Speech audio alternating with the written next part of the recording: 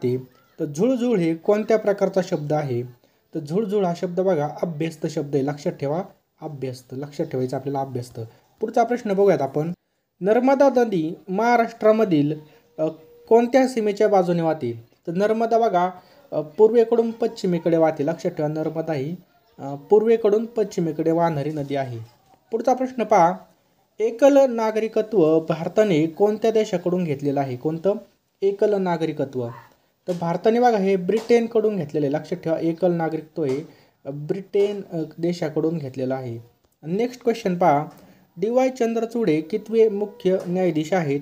तर आपल्या सर्वांना माहीत पाहिजे डी वाय चंद्रचूड बघा 50वे, कितवे बघा 50वे या ठिकाणी मुख्य न्यायाधीश आहेत. लहुजी साळवे कोण होते? तर बघा या ठिकाणी कुस्तीवागे होते. पुढचा प्रश्न आहे. भारतीय संविधानाचं स्वरूप खालीलपैकी यापैकी नाही, तर याचं उत्तर आहे बघा अभिव्यक्ती. नेक्स्ट आहे बघा. पटना हे जे काही शहर आहे हे कोणत्या नदीच्या किनारी वसलेलं आहे? तर पटना शहर आहे बघा गंगा नदीच्या काठावर वसलेलं आहे. कोणत्या? गंगा नदीच्या काठावर वसलेलं आहे. पुढचा प्रश्न आहे बघा. माझी शाळा जवळ आहे यामधील आपल्याला सामान्य नाम ओळखायला लावलेलं आहे. तर बघा सामान्य नाम कोणतं आहे? शाळा, लक्षात ठेवायचं आहे. शाळा हे काय बघा सामान्य नाव आहे, शाळा.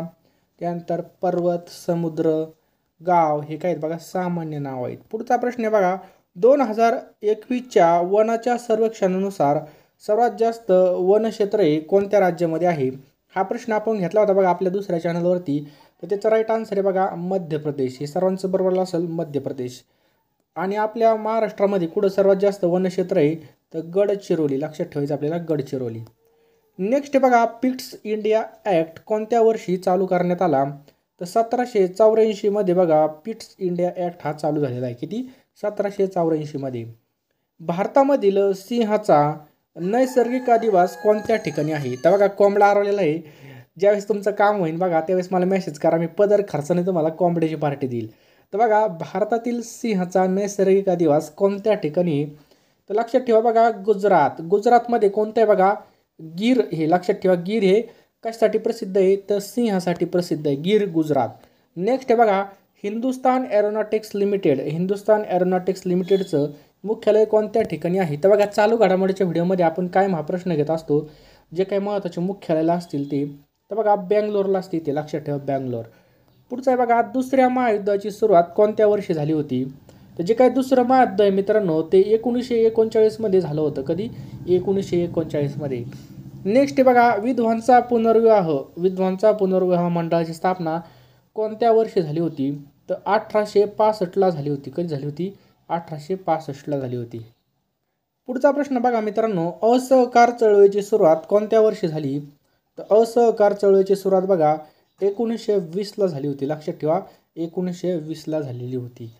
नेक्स्ट बघा. निवडणूक आयोगाच्या संदर्भामध्ये कलम कोणता आहे? तर कलम 324. महत्त्वाचे कलम मित्रांनो पाठ करून जायचं आहे. यावर 2 ते 3 प्रश्न हमखास या ठिकाणी विचारले जातात. तर निवडणूक आयोगासंदर्भामधलं कलम आहे बघा कलम 224 आहे, लक्षात ठेवा. नेक्स्ट पहा.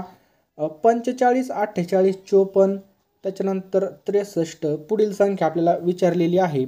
या ठिकाणी बघा यांचं जर आपण बघा फरक जर काढला तर बघा वाढत जातो. बघा या ठिकाणी 3 येतं बघा. 45 आणि 3 किती झाले? 48. 48 आणि 6 किती झाली? 54 झाली. 54 आणि 9 किती झाले? बघा या ठिकाणी बघा 3 3चा या ठिकाणी वाढत चाललं आहे. 54 आणि 9 63. 63 अधिक 12 किती झाली? 75 झाली. आणि 75 अधिक 15 किती होतील? बघा या ठिकाणी बघा 75 अधिक 15.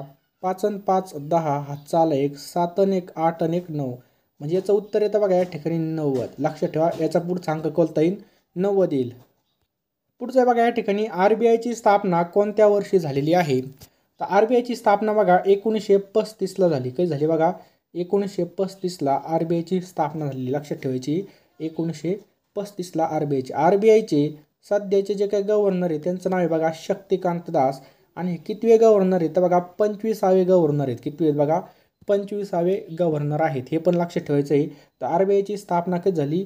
1935 मध्ये झाली, लक्षात ठेवायचं आपल्याला. 1935 मध्ये झालेली आहे. तर मित्रांनो ज्यांना कोणाला बघा वनरक्षक भरतीसाठी महत्त्वाची PDF पाहिजे असेल, चालू घडामोडी तसेच महत्त्वाचे जे काही वन सर्वेक्षण रिपोर्ट असेल त्याची PDF आहे बघा आपल्याकडे फक्त किती रुपयाला बघा 149 रुपयाला आहे. ती PDF बघा तुम्हाला 827555 827555 8283 ह्या फोनपेला तुम्हाला पाठवायचे त्याचे पैसे आणि त्याच ठिकाणी तुम्हाला त्याचा स्क्रीनशॉट व्हॉट्सअपला सेंड करायचा आहे किंवा जो काही QR कोड लावलेला आहे मी त्यावर सुद्धा तुम्ही त्या ठिकाणी सेंड करू शकता. तर बघा अनेर हे जे काय धरण आहे खालीलपैकी कोणत्या जिल्ह्यामध्ये आहे? तर अनेर धरण बघा धुळे या ठिकाणी स्थित आहे. कुठं? धुळे जिल्ह्यामध्ये. नेक्स्ट बघा 2011च्या जनगणनेनुसार भारताची आदिवासी लोकसंख्येची टक्केवारी किती होती? तर राईट आन्सर आहे बघा याचं ऑप्शन क्रमांक 2 8.6 इतकी होती. किती होती? 8.6%. पुढचा प्रश्न आहे बघा शोषणाविरुद्धचा जो काय अधिकार आहे याविषयी कलम कोणता आहे? तर कलम 2324 हे कलम आहे. किती? कलम 2324 हे काय बघा शोषणाविरुद्धचा अधिकार याविषयी कलम आहे. नेक्स्ट बघा वंशिक भेदभाव याच्या विरुद्ध लढण्यासाठी महात्मा गांधी यांनी नाताळ काँग्रेसची स्थापना कोणत्या वर्षी केली होती? तर याची जी काही स्थापना आहे ही स्थापना झाली होती 1894 मध्ये. लक्षात ठेवा 1894 मध्ये झाली होती. नेक्स्ट पहा बाल कामगार ठेवण्यास मनाई आहे याच्या संबंधित कलम कोणता आहे? तर याच्या संदर्भामध्ये कलम आहे बघा कलम 24. लक्षात ठेवा कलम 24 हे आहे. नेक्स्ट पहा सायमन कमिशन भारतामध्ये कोणत्या वर्षी आलं होतं? तर सायमन कमिशन भारतामध्ये आलं होतं बघा 1928 मध्ये. कधी आलं होतं? 1928ला सायमन कमिशन भारतामध्ये आलं होतं. लक्षात ठेवायचं आहे. लाला लजपत रायचा बघा या ठिकाणी मृत्यू झाला होता सायमन गो बॅकच्या या ठिकाणी ज्यावेळेस बघा आंदोलन झालं होतं त्यावेळेस. नेक्स्ट पहा सैन्य बळाने जगातील सर्वात शक्तिशाली देश कोणता आहे? तर रशिया देश आहे बघा. नेक्स्ट पहा भारतामधील सर्वात लहान आदिवासी जमात कोणती आहे? तर अंदमान ही बघा भारतामध्ये सर्वात लहान आदिवासी जमात आहे. मित्रांनो व्हिडिओला नक्की एक लाईक करा बघा. चॅनलवर नवीन असाल तर चॅनलला सबस्क्राईब करून बेल आयकॉन नक्कीच ऑन करा. तुम्हाला अशाच प्रकारचे बघा तलाठीचे पेपर झाले का तलाठीचे सुद्धा प्रश्न मिळणार आहेत त्यामुळे सबस्क्राईब करा आणि डिस्क्रिप्शन बॉक्समध्ये आपलं टेलिग्राम ग्रुप आहे तो नक्की जॉईन करा. दहशतवाद विरोधी दिवस केव्हा साजरा केला जातो? तर हा बघा ऑप्शन्स क्रमांक 4 21 मेला हा साजरा केला जातो. कधी? 21 मे. नेक्स्ट क्वेश्चन पहा महाराष्ट्रामध्ये कोणत्या भागामध्ये तांबे खनिज सापडते? तर विदर्भामध्ये ही बघा सापडत असतं. नेक्स्ट पहा हडप्पा आणि मोहनजोदडो ही जी काही ठिकाणं आहेत ही कोणत्या देशामध्ये आहेत? ही पाकिस्तानमध्ये स्थित आहे. लक्षात ठेवा पाकिस्तानमध्ये हडप्पा आणि मोहनजोदडो. नेक्स्ट बघा घटना समितींच्या पुढे उद्दिष्टांचा ठराव कोणी मांडला होता? तर पंडित जवाहरलाल नेहरू यांनी मांडला होता. लक्षात ठेवा पंडित जवाहरलाल नेहरू. पुढचा प्रश्न बघा ठाणे मध जिल्ह्यामधून वाहणारी प्रमुख नदी कोणती? तर उल्हास ही बघा ठाणे जिल्ह्यामधून वाहणारी प्रमुख नदी. लक्षात ठेवा. नेक्स्ट बघा भारतीय उपखंडामध्ये एकूण किती देश आहेत? तर किती देश आहेत? एकूण बघा 8 देश आहेत. किती? 8. नेक्स्ट क्वेश्चन पहा वास्को द गामा ज्यावेळेस भारतामध्ये आला त्यावेळेस स्वागत कोणी केलं होतं? तर राजा झामोरींनी बघा या ठिकाणी वास्को द गामाचं स्वागत केलं होतं. कोणी? राजा झामोरींनी. भारतामध्ये प्राचीन वेद खालीलपैकी कोणता आहे? भारतामध्ये प्राचीन वेद तर कोणता आहे बघा? ऋग्वेद. ऑप्शन क्रमांक 2 ऋग्वेद. भारतामध्ये प्राचीन वेद कोणता आहे? तर बघा ऋग्वेद हा आहे. नेक्स्ट बघा हवेत उडणारा एकमेव सस्तन प्राणी कोणता आहे? तर हवेमध्ये उडणारा एकमेव सस्तन प्राणी बघा वटवाघूळ. कोणता आहे बघा? वटवाघूळ. नेक्स्ट बघा लॉर्ड कर्झनने आर्थिक विकेंद्रीकरणाचा जो काही ठराव आहे हा कोणत्या वर्षी मांडला होता? तर हा 1870 मध्ये मांडण्यात आला होता. कधी? 1870 मध्ये. पुढचा प्रश्न बघा चंबळ हा जो काही प्रकल्प आहे हा कोणत्या राज्यामध्ये? चंबळ. तर चंबळ हा कुठे बघा? राजस्थान राज्यामध्ये बघा चंबळ. पुढचा प्रश्न बघा गाळाची मृदा खालीलपैकी जी काही गाळाची मृदा असेल त्या गाळाच्या मृदेला खालीलपैकी काय म्हटलं जातं? त्याला म्हटलं जातं बघा भाबर मृदा. वेगाच्या परिवर्तनाचा दर याला काय म्हटलं जातं? तर वेगाच्या परिवर्तनाच्या दराला या ठिकाणी म्हटलं जातं मित्रांनो त्वरण म्हटलं जातं. ऑप्शन क्रमांक 3 त्वरण. मसुदा समितीचे एकूण किती सदस्य होते? तर 7 सदस्य होते. ऑप्शन क्रमांक 3 7 सदस्य होते. मित्रांनो या ठिकाणी शुद्ध शब्द ओळखायला आला होता. तर शुद्ध शब्द बघा ऑप्शन क्रमांक 1 हा होता परीक्षा. ऐच्छिक या शब्दाचा विरुद्धार्थी शब्द कोणता होईल? तर परिहार्य. ऑप्शन क्रमांक 2 परिहार्य. ऐच्छिक या शब्दाचा विरुद्धार्थी शब्द कोणता होईल? परिहार्य हा होईल. अंगाची लाही लाही होणे म्हणजेच काय? म्हणजे अतिशय संताप येणे. लक्षात ठेवा, अंगाची लाही लाही होणे म्हणजेच अतिशय संताप येणे. पक्ष्यांचा थावा झाडावर बसला वाक्यामध्ये शब्दयोगी अव्यय कोणते? त्या ठिकाणी बघा झाडाला वर हे जोडून आलेलं आहे. जोडून आल्यावर बघा या ठिकाणी शब्दयोगी अव्यय होतं, म्हणूनच काय होईल बघा, झाडावर हे काय होईल बघा, शब्दयोगी अव्यय आहे. मुलगा दररोज व्यायाम करतो. अधोरेखित शब्दाची आपल्याला जात ओळखायची. तर बघा अधोरेखित शब्दाची जात कोणती होईल? क्रियाविशेषण अव्यय होईल. लक्षात ठेवा, क्रियाविशेषण. गटात न बसणारा शब्द आपल्याला ओळखायचा आहे बघा. तर या ठिकाणी बघा पल्लवी हे काय बघा गटात न बसणारं पद आहे. संख्यावाचक विशेषण ओळखायचं आहे, क्रियाविशेषण अव्यय. तर बघा किंचित हे काय बघा संख्यावाचक क्रियाविशेषण अव्यय कोणतं? किंचित. त्याचे अक्षर मोत्यासारखे आहे, यातील आपल्याला उपमेय ओळखायचं आहे. तर त्याचे अक्षर मोत्यासारखे आहे, तर बघा या ठिकाणी अक्षर हे काय बघा उपमेय आहे. लक्षात ठेवा, उपमेय. नेक्स्ट बघा तो मी नव्हेच या नाटकाचे लेखक खालीलपैकी कोण आहे? तर या नाटकाचे लेखक आहेत बघा ऑप्शन क्रमांक 3 प्र के अत्रे. कोण आहेत बघा? प्र के अत्रे हे आहेत. चरण शब्दामधील च हा वर्ण कोणता आहे? तर तालव्य वर्ण आहे बघा. च हा वर्ण कोणता आहे? तालव्य. अगला प्रश्न, आपके स्क्रीन के ऊपर ये रहा. देवघर हा जो काही शब्द आहे यातील आपल्याला लिंग ओळखायचं आहे. तर देवघर या शब्दाचं लिंग काय होईल बघा? नपुंसक लिंग होईल. काय होईल बघा? नपुंसक लिंग. गाढवास गुळाची चव काय? गाढवास गुळाची चव काय? तर या ठिकाणी बघा ऑप्शन क्रमांक 3 चतुर्थी येईल. लक्षात ठेवा, गाढवास विभक्ती कोणती येईल? चतुर्थी येईल. नगर या शब्दातील अक्षरापासून 2 अक्षरे किती अर्थपूर्ण शब्द तयार होतील? नगर या शब्दाला राईट आन्सर आहे बघा याचं ऑप्शन्स क्रमांक डी. किती होतील बघा? 4 होतील. वाढत्या महागाईमुळे सामान्य माणसाची काय झाली? कंबर खचली. पुढचा प्रश्न आहे बघा, वडाची साल पिंपळाला या म्हणीचा योग्य पर्याय आपल्याला निवडायचा आहे. वडाची साल पिंपळाला.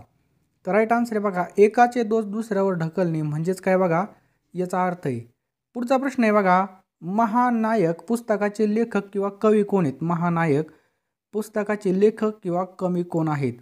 तर कोण आहेत बघा? विश्वास पाटील आहेत. लक्षात ठेवा, विश्वास पाटील. पुन्हा आपल्याला या ठिकाणी चुकीची जोडी या ठिकाणी ओळखायची बघा. गीत रामायण गदी माडगूळकर बरोबर आहे. गीता रहस्य कोण लिहिला? लोकमान्य टिळक. एकदम बरोबर. भावार्थ दीपिका कोण लिहिला? वामन पंडित. चुकीचं आहे बघा, हा कोण लिहिला आहे? संत ज्ञानेश्वर. गीता ऐकून लिहिला? विनोबा भावे. म्हणजे ऑप्शन क्रमांक डी बघा या ठिकाणी आपलं बरोबर उत्तर आहे. म्हणजे 3 नंबरचं भावार्थ दीपिका कोण लिहिलेलं आहे? तर संत ज्ञानेश्वर.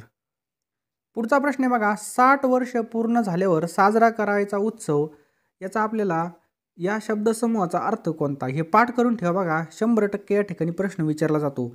60 वर्ष झाल्यावर. तर राईट आन्सर आहे बघा 60 वर्ष झाल्यावर काय असतं बघा? हिरक महोत्सव असतो. 25 वर्ष झाल्यावर काय असतं? 25 वर्ष तर सर्वांना माहिती आहे रौप्य महोत्सव असतं 25. आणि 50ला असतो बघा सुवर्ण महोत्सव. 50ला काय असतो? सुवर्ण. 60ला असतो हिरक. 75ला असतो बघा अमृत महोत्सव. 75ला काय असतो? अमृत महोत्सव. आणि 100 वर्ष झाल्यानंतर काय असतं बघा? शतक महोत्सव असतो. लक्षात ठेवा, शतक महोत्सव. पुढचा प्रश्न आहे, मराठी भाषेत नाट्य छटाकार म्हणून कोणाला ओळखले जाते?